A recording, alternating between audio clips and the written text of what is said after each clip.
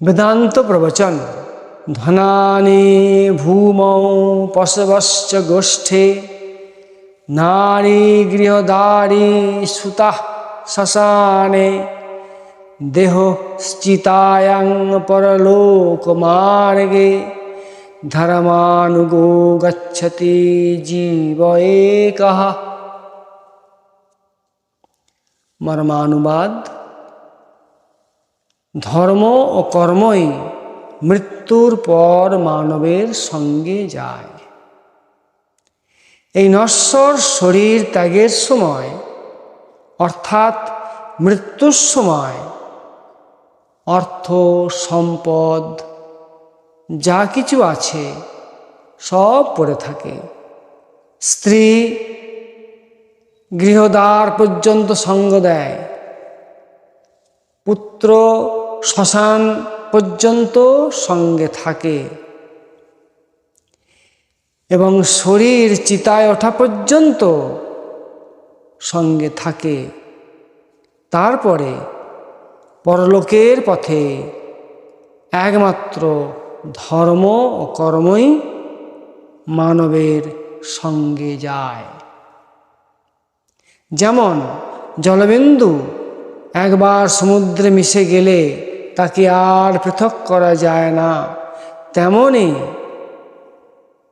পরমাত্মা শ্রী ভগবানের অংশ জীবাত্মা পরমাত্মাকে প্রাপ্ত হলে তাকে আর পৃথক করা যায় না, অর্থাৎ জগতে পুনরাবর্তন আর হয় না।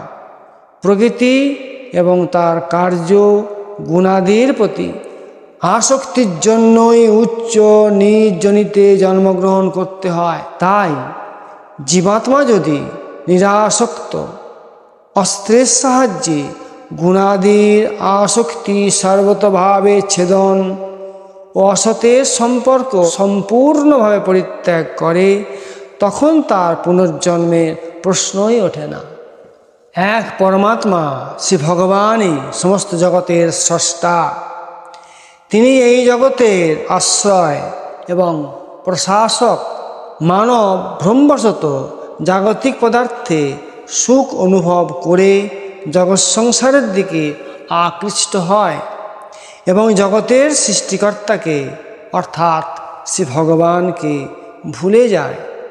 আমাদের বিশেষ করে ভেবে দেখা উচিত, শ্রী ভগবানের এই সৃষ্ট এই জগৎ সংসার যখন আমাদের এত প্রিয় বোধ হয়, তাহলে জগৎ সংসারের যিনি স্রষ্টা শ্রী ভগবানকে কতই না প্রিয় লাগবে। যদি এই সৃষ্ট বস্তুতে আকর্ষিত হওয়া একভাবে দেখলে সৃষ্টিকর্তাকেই আকৃষ্ট হওয়া, তবুও মানব অজ্ঞানবশত সেই আকর্ষণে শ্রী ভগবানকে সর্বকারণের কারণ বলে মনে না করে, অর্থাৎ সংসারকেই কারণ বলে মনে করে এবং তাতেই আবদ্ধ হয়। প্রাণী মাত্রেই স্বভাব হলো এই যে যাকে সব থেকে বড় বলে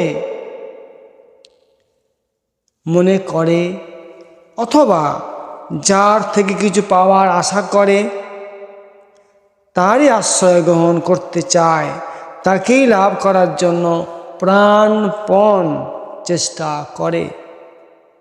যেমন এই জগৎ সংসারে মানব অর্থ সম্পদ প্রাপ্তির জন্য এবং তার সংগ্রহের জন্য অত্যন্ত তৎপরতার সঙ্গে লেগে থাকে, কারণ অর্থের দ্বারা তার পছন্দ অনুযায়ী বস্তু লাভ করার আশা থাকে।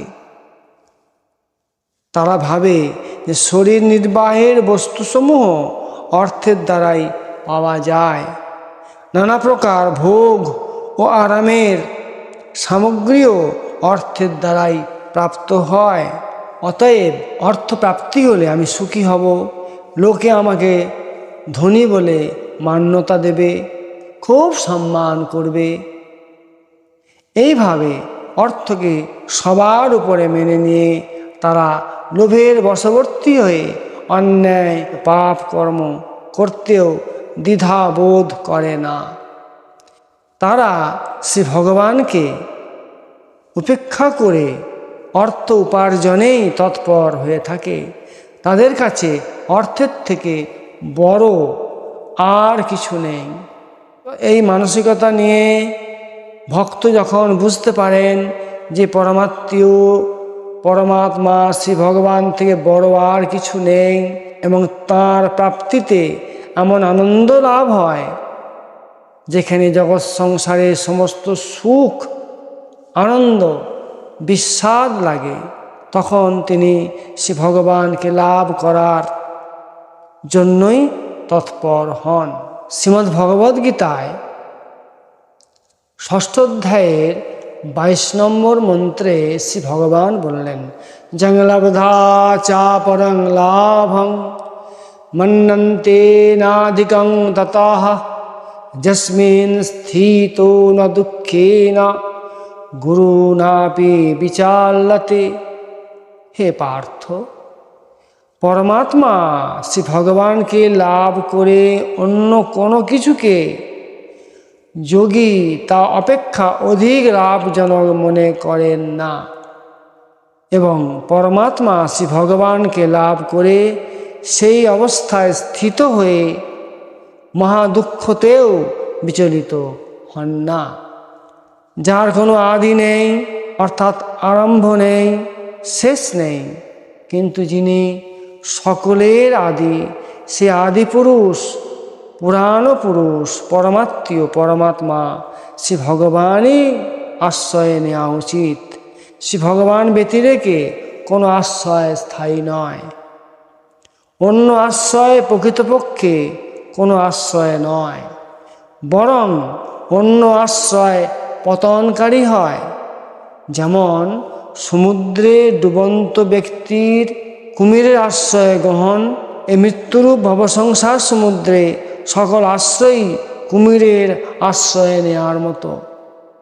সুতরাং বুদ্ধিমান মানবের এই বিনাশশীল জগৎ সংসারের আশ্রয় না নিয়ে অবিনাশী শ্রী ভগবানের আশ্রয় গ্রহণ করা কর্তব্য। যেমন মার বুকের দুধ মার নিজের জন্য নয়, শিশুর জন্য, তেমনি শ্রী ভগবান ও তার বিশ্ব ব্রহ্মাণ্ডের যত কিছু সামগ্রী আছে, সম্পদ আছে, তা একমাত্র তার অংশরূপী জীব সন্তানদের জন্য।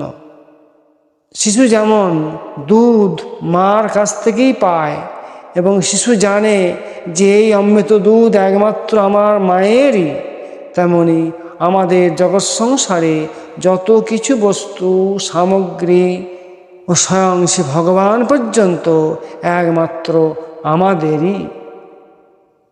এটাই যথার্থ এবং সর্বৈব সত্য এবং চিরকালের পথচাওয়া নির্ভরযোগ্য চরম পরমভাবে পাওয়ার সত্য। জয় শ্রীকৃষ্ণ।